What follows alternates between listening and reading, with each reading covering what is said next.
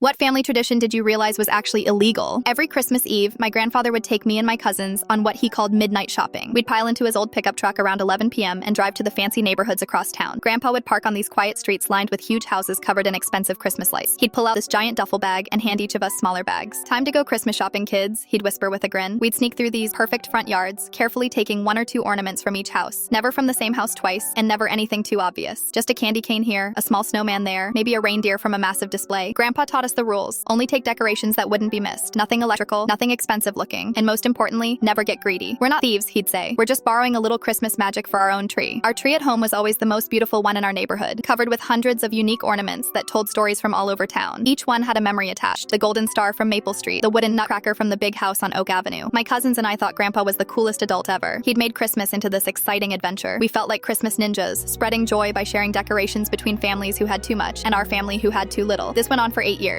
Every Christmas Eve, same routine. We'd come home with bags full of borrowed Christmas magic, and Grandpa would help us carefully place each piece on our tree while telling stories about the houses we'd visited. "That angel came from the Henderson place," he'd say, adjusting a delicate ornament. "They've got 12 trees in their house. They'll never miss one little angel helping to make Christmas special for kids who deserve it just as much." When I turned 16, I finally realized what we'd been doing all those years. We weren't sharing Christmas magic. We were stealing. Taking other people's property, even small decorations, was theft. I felt sick thinking about all those families who probably noticed their missing ornaments. I confronted Grandpa about it, expecting him to deny it or get angry. Instead, he just nodded sadly and said, "I wondered when you'd figure it out. I've been waiting for this conversation for years." Turns out Grandpa knew exactly what he was teaching us. He'd grown up dirt poor during the Great Depression, when his family couldn't afford Christmas decorations or sometimes even food. He'd watch rich families throw elaborate parties while his own family had nothing. "I wanted my grandkids to have a magical Christmas," he explained. "But I also wanted you to learn that sometimes the world isn't fair, and sometimes good people have to bend the rules to give their families what they deserve." He pulled out a shoebox from his closet that I'd never seen before. Inside were hundreds of receipts, all dated from late December. Every single ornament we'd ever borrowed, he'd gone back and paid for anonymously. He'd leave cash in mailboxes with notes that said, "For the Christmas decorations. Thank you for sharing the magic." He'd been doing this for 8 years, spending money he didn't have to make sure we weren't actually stealing. The expensive ornaments we thought we were taking from rich families, Grandpa had been buying identical replacements and switching them out during our midnight trips. We were taking his own purchases while he left the originals behind. "I wanted you to feel like Robin Hood," he said with tears in his eyes. "But I couldn't let you actually become thieves, so I made sure every family got their decorations back, plus a little something extra for being part of our Christmas tradition." I found out later that several families had tried to figure out who their mysterious Christmas benefactor was. Some had donated the anonymous cash to local charities, thinking their decorations were being blessed by a Christmas angel. Grandpa had created an entire fake crime spree just to give his grandkids magical Christmas memories while secretly making sure no one was ever actually hurt by our actions. He'd spent thousands of dollars over 8 years to maintain this elaborate illusion. That was the last year we did midnight shopping. But our tree was still the most beautiful one in the neighborhood because now every ornament represented something even more special than stolen magic. It represented a grandfather who loved us and